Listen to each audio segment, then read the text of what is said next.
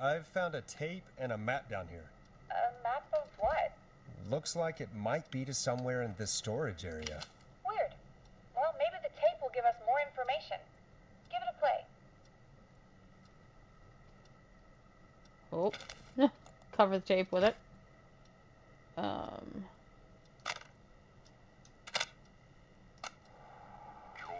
Barrow, 1968. That's when this all began for me.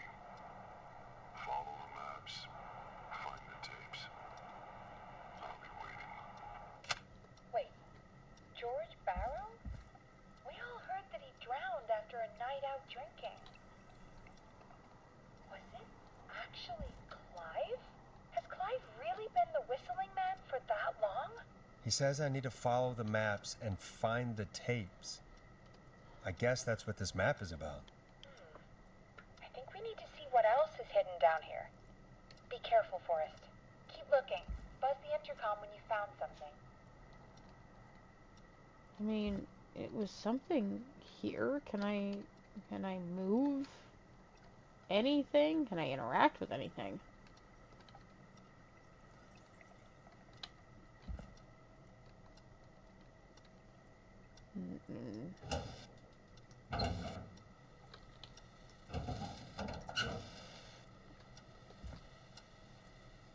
Okay.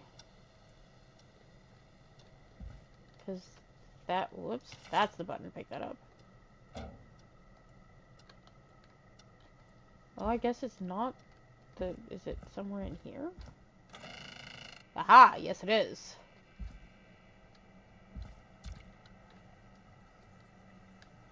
Whoops, that's not, nope, whoops. So much whoops. Time of autopsy is 7 a.m. Cause of death is asphyxiation from drowning. The degree of rigor mortis indicates the subject has been deceased for 5 hours. That puts the time of death.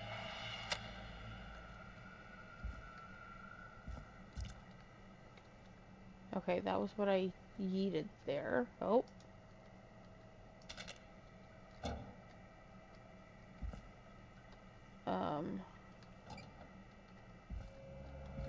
Stop making noises.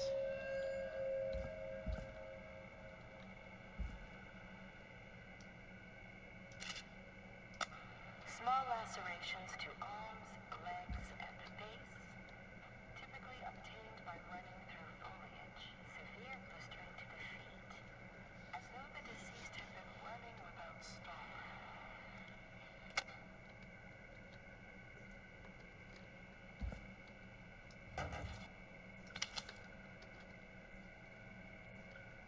Okay.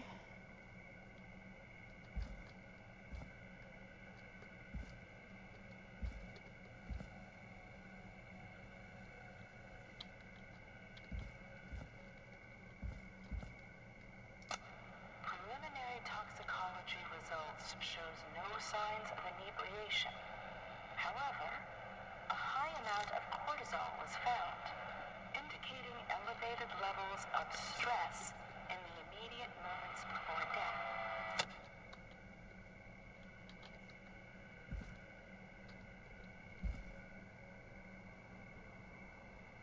I'm not really registering any of what those tapes are saying. Because I am just a little terrified.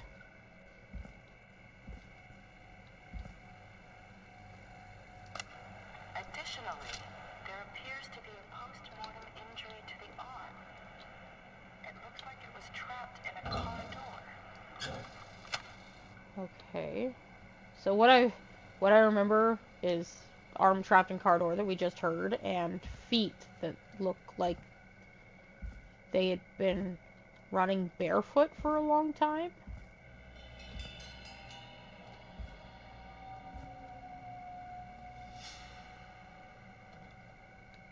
Oh, was there another picture that I didn't look at? Yup.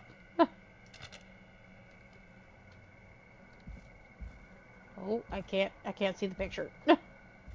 Okay, so right here.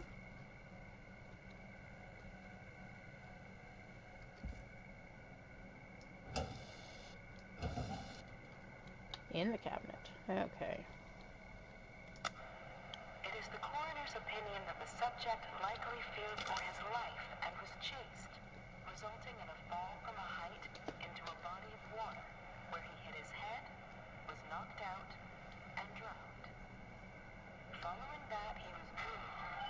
Dr. Sullivan, we need to talk. That recording. Shut it off. Okay.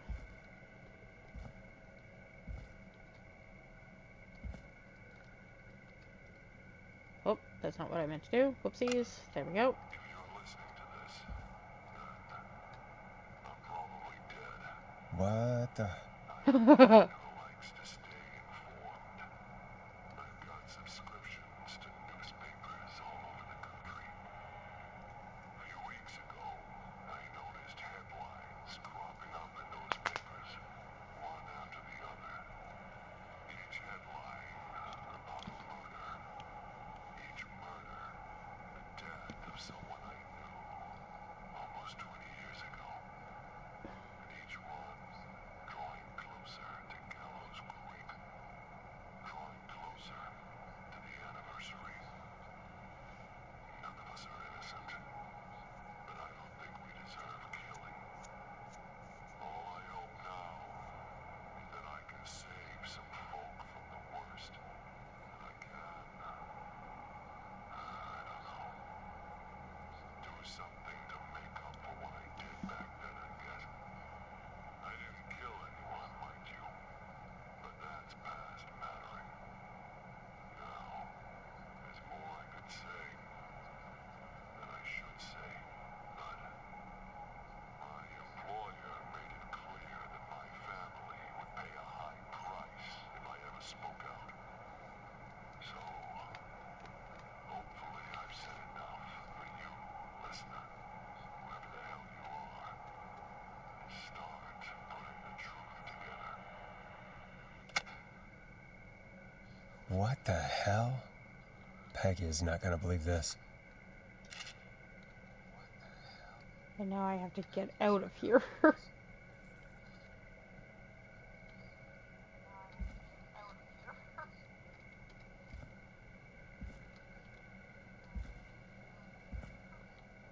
I just have to backtrack the entire way. So something's gonna happen.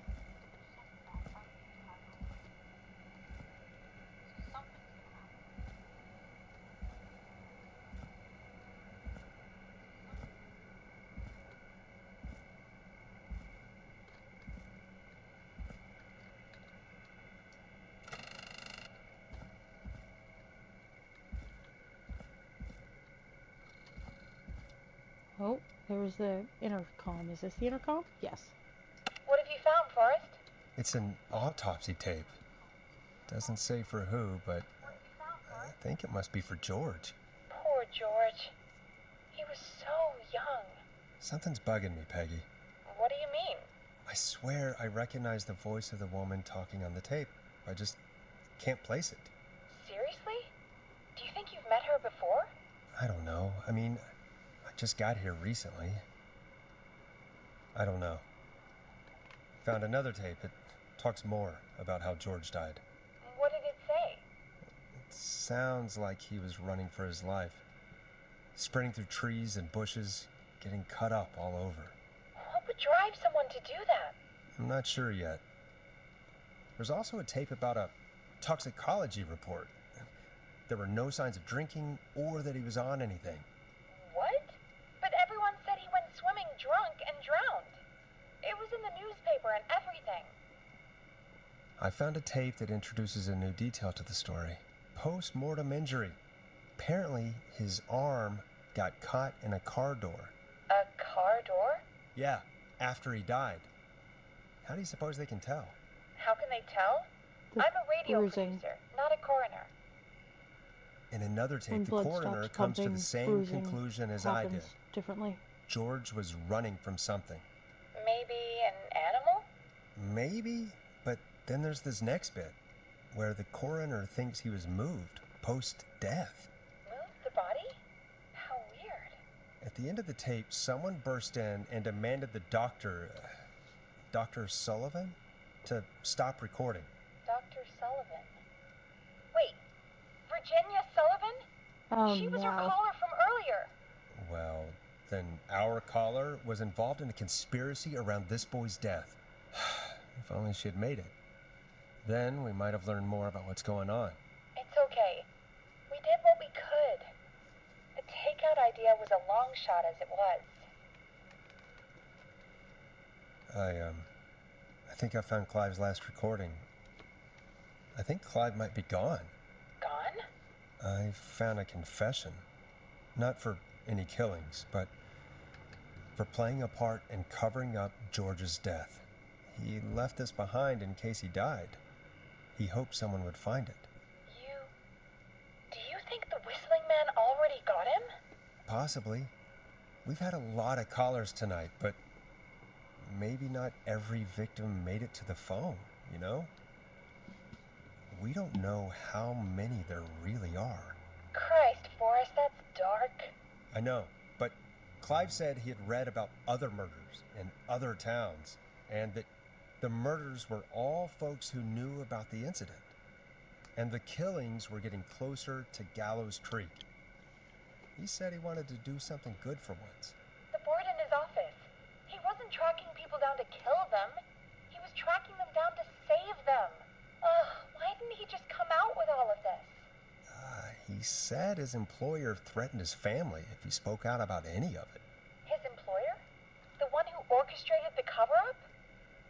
Oh, Clive. I'm sorry for thinking you'd killed all those people. Do you think you found everything?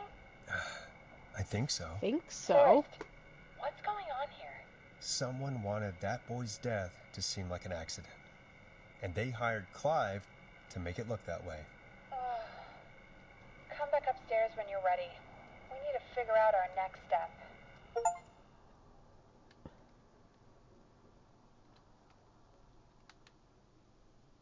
Thank God you're back, Forrest.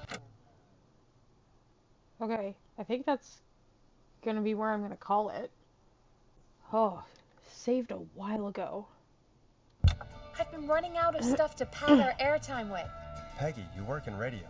Forrest, I'm stressed. I mean, really, how are we supposed to keep a show going with all this happening? I just want to make sure it saves.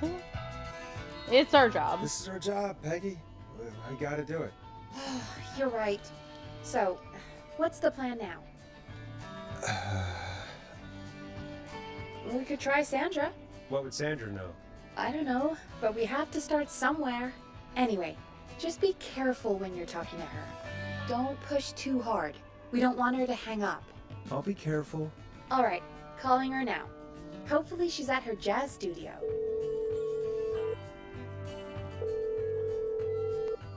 Aha! Forrest, you're through. Hello, this is Sandra at Jazz Pizzazz Jazz Studio. Who's this?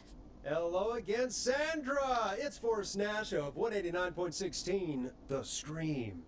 And you're live on air. Oh, I always thought folks called into a radio show, not the other way around. How jazzy. What can I do for you?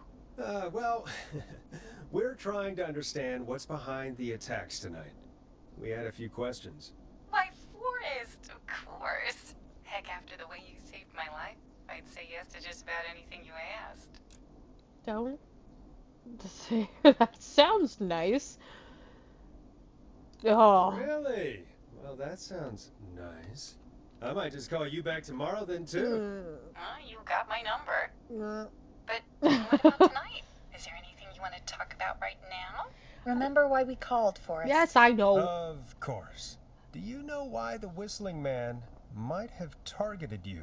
Ha! As far as I could tell, he was just a knife-wielding psycho with superhuman cardio. He'd have chased after anybody. Right. Well, we think he might be chasing specific people. People who know about the death of a boy named George. I don't know anything about that. Sorry.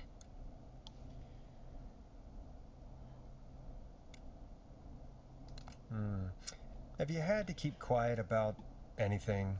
Any secrets you've had to keep? What would I have to keep quiet about? I don't know. I mean, could be that you've seen something or heard something. I never saw anything. And even if I did, what would that matter? And it was years ago. There it is.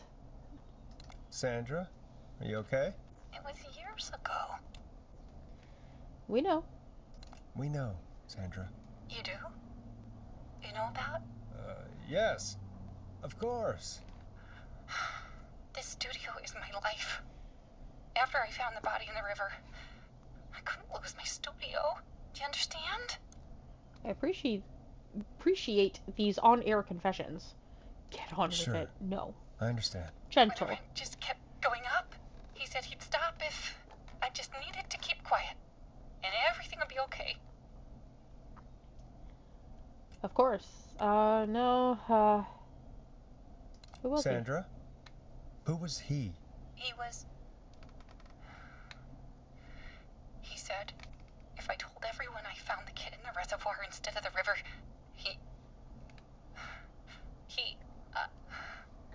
I'm sorry. I can't do this.